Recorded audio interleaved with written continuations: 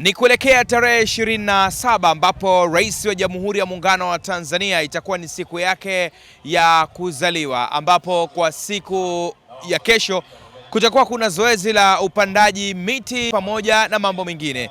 Ni tamasha la bajaji na bodaboda festival ambalo limeanzia siku ya leo hapa katika viwanja vya Maisara, mgeni rasmi ni akiwa makamo wa pili wa Rais wa Zanzibar Mheshimiwa Hemed Suleiman Abdullah, ambapo mbele ya makamo wa pili wa rais, kiongozi wa bodaboda pamoja na bajaji ametoa malalamiko yao na changamoto ambazo wanazopitia, ikiwemo changamoto wanazokutana nazo kwa mawasiliano pamoja na mji mkongwe.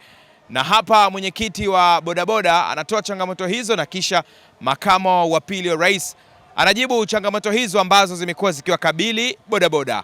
Ripoti za AyoTV pamoja na millardayo.com kutoka hapa visiwani Zanzibar. Mimi naitwa Saitizday. Tozo zimekuwa kubwa sana na tulitegemea kadri tunavyokwenda tozo zitashuka, lakini kadri tunavyokwenda tozo zinapanda juu. Sasa hili kidogo ni kikwazo katika utendaji wetu. Lakini jambo la pili, napenda kuzungumzia adhabu. Adhabu zimekuwa kubwa. Ndiyo, unatakiwa kijana umwadhibu, lakini sio umuumize.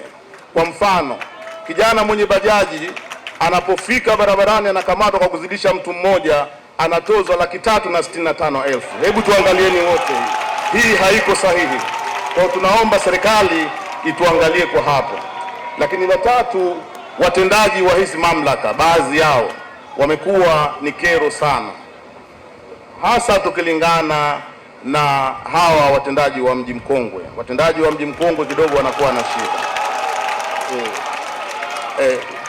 Hili ni agizo ambao nimepewa nilizungumze, mheshimiwa, naomba uniwe radhi, nitakuwa mchoyo wa fadhila kama sijalizungumza. Lakini cha mwisho ni kupongeza serikali kwa kutuwezesha sisi wote kufanya kazi hii ya bodaboda na bajaji, na haya mambo madogo madogo nina imani mheshimiwa utachukua, atafanyiwa kazi, vijana waweze kuwa katika mustakabali wao. Msiwasubue bila ya kisingizio kwamba umemwona tu bodaboda imewekwa anakuja anaipakia kwenye gari anaiondosha. Hili jambo lisifanyike.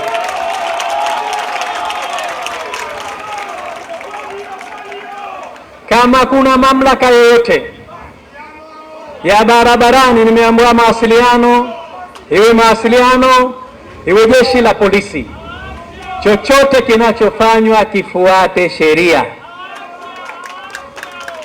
Sasa sheria hizi ni msumeno. Polisi na mawasiliano watafuata sheria na bodaboda mfuate sheria. Tunakubaliana? Tunakubaliana Sasa tukifuata sheria, siamini kama kuna bodaboda sasa atakamatwa ovyo. Na huyo akikamata ovyo, nileteeni huyo mtendaji huyo tushughulike naye.